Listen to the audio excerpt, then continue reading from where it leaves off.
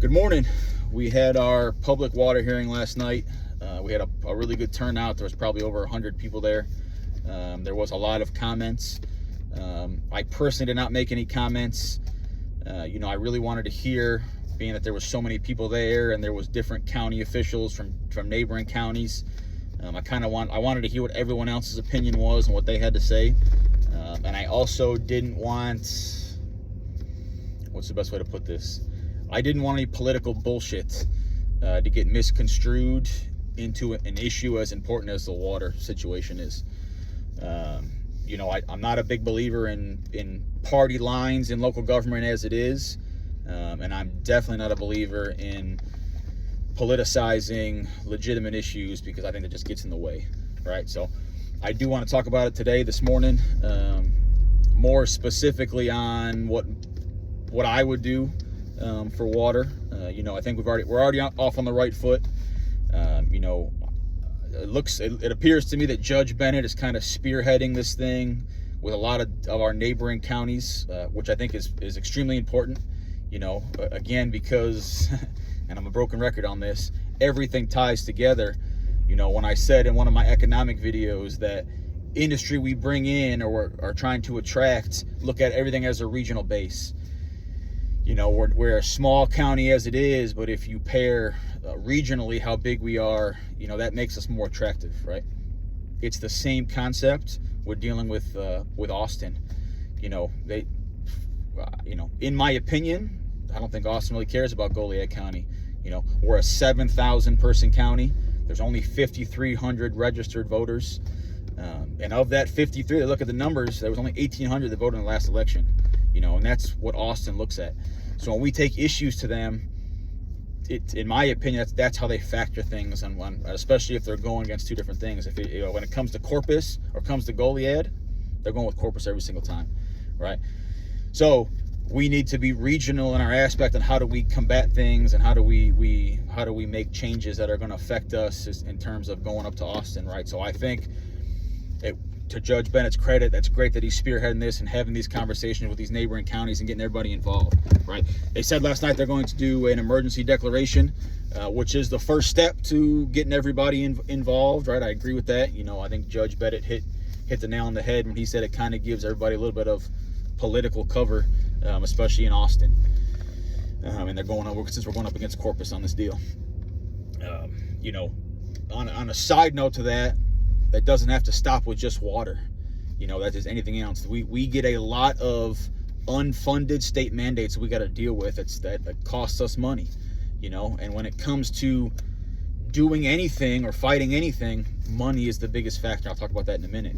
But, if we can have our voice heard by pairing a bunch of us neighboring counties all in the region to make our voice a little bit stronger, that's what we have to do, right? When it comes to water, when it comes to unfunded mandates that the state's pushing out on us, right? In addition, when it comes to meeting with our state representatives, whether it's in state Congress or in the state Senate, getting everybody in the room makes our voice a little bit louder with them so they can go and make our voice louder in Austin, right? So that is one of my things I will do in 2026. I want to have meetings with all of our neighboring counties. There was, for anybody that was not there last night, there was 6 county judges that came, right? I'm going to exclude DeWitt County because they're not in the same boat. And as I said last night, they're not in the same boat with us from a water standpoint.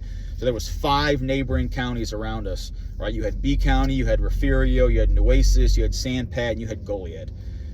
Of the 5 counties, 3 of those county judges, B County, Refugio, and Goliad, will have different judges in January of 27, right? So, I think it's important, and what I want to do, what I will do, is meet with the neighboring counties' current judges, and then meet with the neighboring counties' incoming judges and see where everybody stands, so we can understand the situation they are in now, and then have some shared understandings, and what do the incoming judges, what do they want to do moving forward, and how can we get on the same page and make sure that we're pushing the same message and making our voice louder and being heard, right?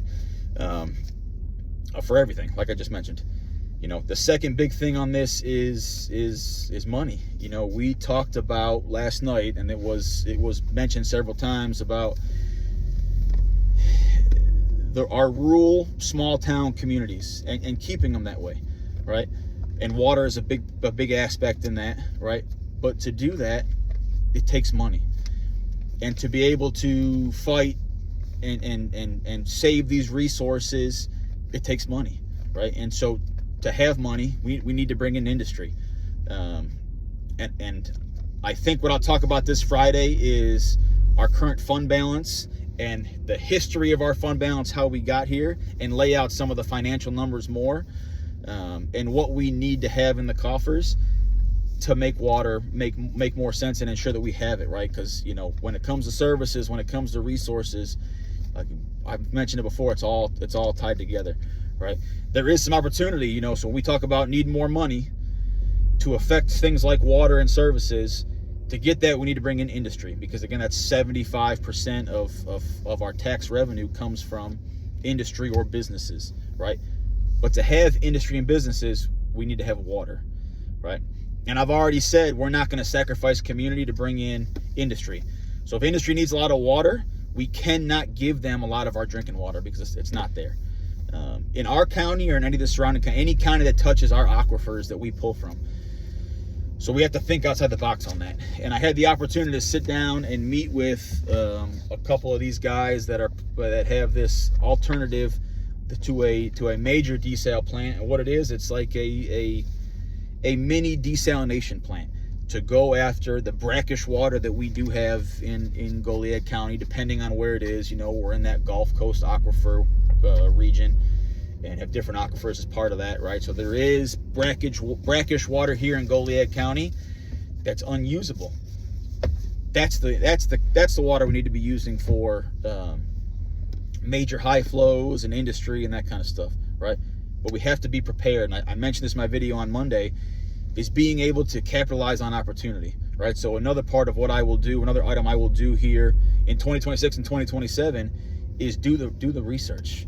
All right, these mini desalination plants make sense because they're much more cost effective than these major desalination plants, right? And if it's a major project, it can afford to be done, right? We're talking where your desalination plants are hundreds of millions of dollars, if not in upwards of $1 billion, right? These mini desal plants, depending on what you need, how much water and how bad the water is, I mean, they can just be in the millions, right? Which is extremely cost effective on a $300 or $400 million project to put $3 or $4 or $5 million into a mini desalination plant that's easily absorbable.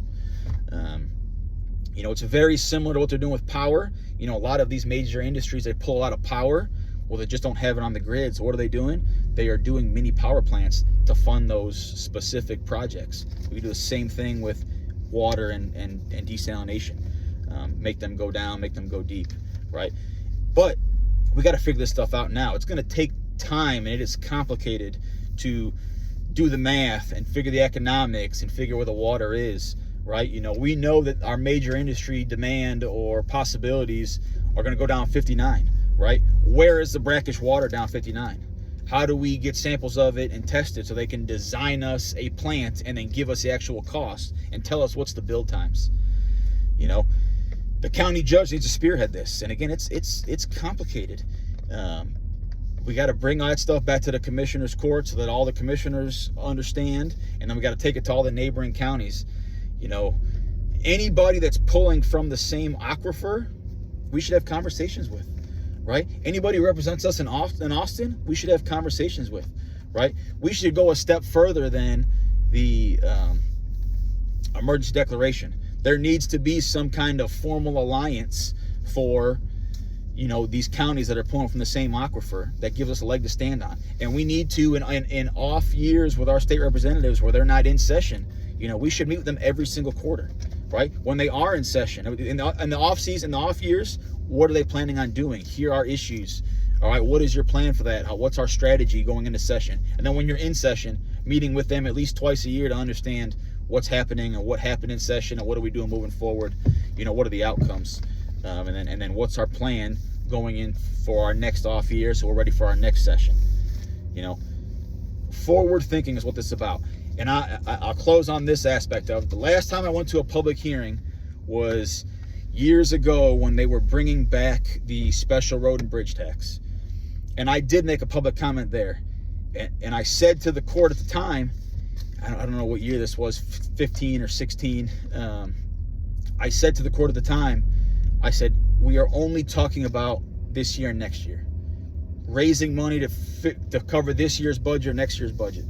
What's the plan for 5 years, 10 years from now? And the honest answer then was they didn't have one. And now looking back, nothing was enacted, nothing went through.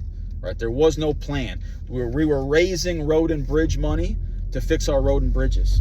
But what was the plan for the roads for the next 5 years, for the next 10 years? And there was nothing. It was just what we're doing right now. All right? We went through that on the road and bridge money. We can't go through that on water. Right? Right now, in my opinion, we're in a battle for water. And if we don't prepare and make some changes, we're going to be in a war for water, and we're not going to be prepared for war. So now is the time to start figuring this thing out. You know, I applaud the judges that were up there last night because they're doing the first step and getting on the same page and having the discussions, right? It's what we do in the coming months and the coming years. They're going to make the difference on it, right? This is going to be a never-ending battle. I'm sure they had public hearings on water around Corpus 20 years ago. And the answer probably was, there's plenty of water, we don't got to worry about it. Well, now here we are 20 years later. So if we make that same mistake again, not learning from water 20 years ago, not learning from the road and bridge money that came in 8 years ago, then it's our fault. We need to start this. All right. Thank you for everyone that came out last night. Thank you for Judge Ben and the other judges that came and putting that on. I look forward to solving this problem going forward because it's important to our community. Thank you.